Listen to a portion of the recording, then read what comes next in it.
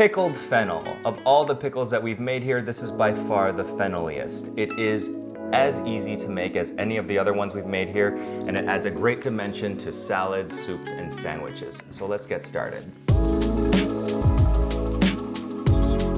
The vinegar that we're going to use for this is going to be rice vinegar. It is also called rice wine vinegar. In a previous video, I said that they were not the same thing. They actually are, I misspoke. Because rice vinegar is less acidic than regular vinegar or say white wine vinegar, we can just use this vinegar without diluting it with any water, and it still, in my opinion, wouldn't be too acidic. If you're gonna use white vinegar, I would suggest maybe a 50-50 mixture or ratio with vinegar and water. Same goes for white wine vinegar.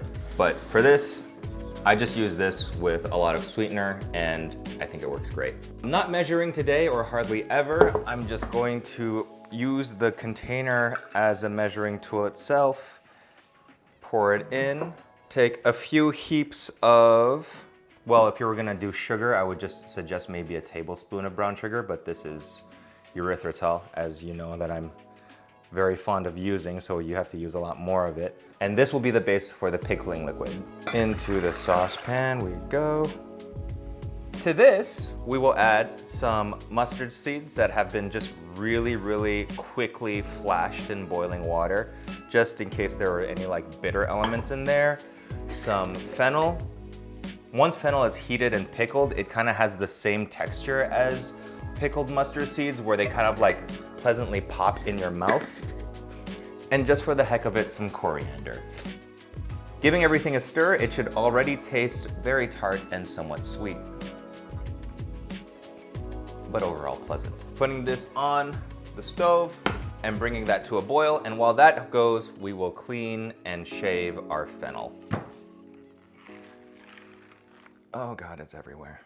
To prepare your fennel to pickle, all you do is cut off the dirty gritty bit, give the rest a rinse, slice off the, I think these are called fronds. I don't think they're called fronds. Slice off the branches, the sticks, the green part. And using a mandolin on a reasonably thin setting, just shave yourself down the fennel. Uh-oh.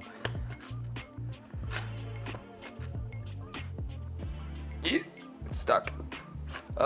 It's so scary.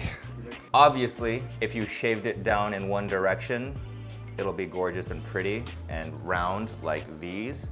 But because this is an actually terrifying instrument, I am not too proud to do this at home, where I will just change the direction of the fennel where there's less surface resistance, which makes it just easier to shave down. As long as the pieces are big enough to put on a sandwich or whatever, it's all the same thickness and it'll all cook the same. But if you're gonna get the most amount out of your fennel, you don't obviously need this. That is the way I would do this at home. It might be easier to do it even more thin, but I like my fennel a little crunchy though. So there's the trade-off. Do that as well with this guy. And just using your mandolin, just shave it down.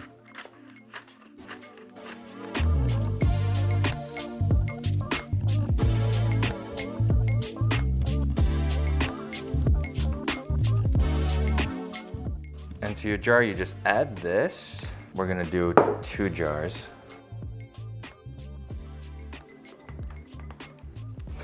This is so messy.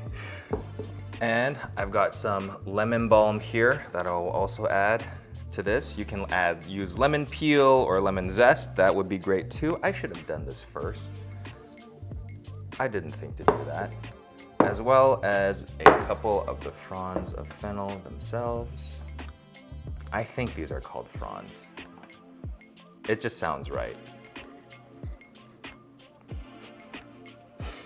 I do really highly recommend you put in the fennel last and put in everything else first. Okay, there we go.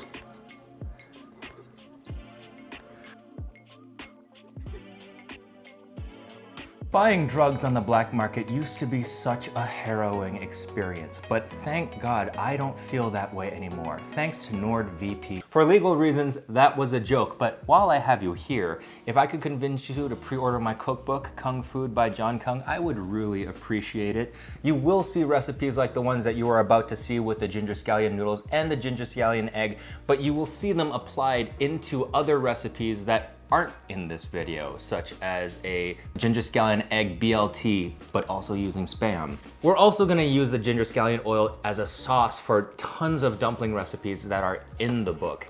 Pre-orders are actually a really important part of the whole book process, as I am learning really fast. So if you were ever planning to get this book, I would really appreciate it, and it would really help me out if you just went ahead and pre-ordered it from your favorite online bookstore, or even just request it from your local bookstore.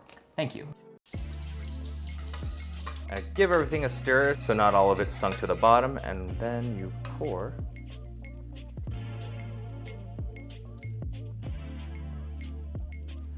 You top it off with a little bit more vinegar, if it's just a little bit. Give it a little shake, and there. There, pickled fennel. As soon as it's cooled down, it's pretty much ready to eat, and it keeps in your fridge for up to a month.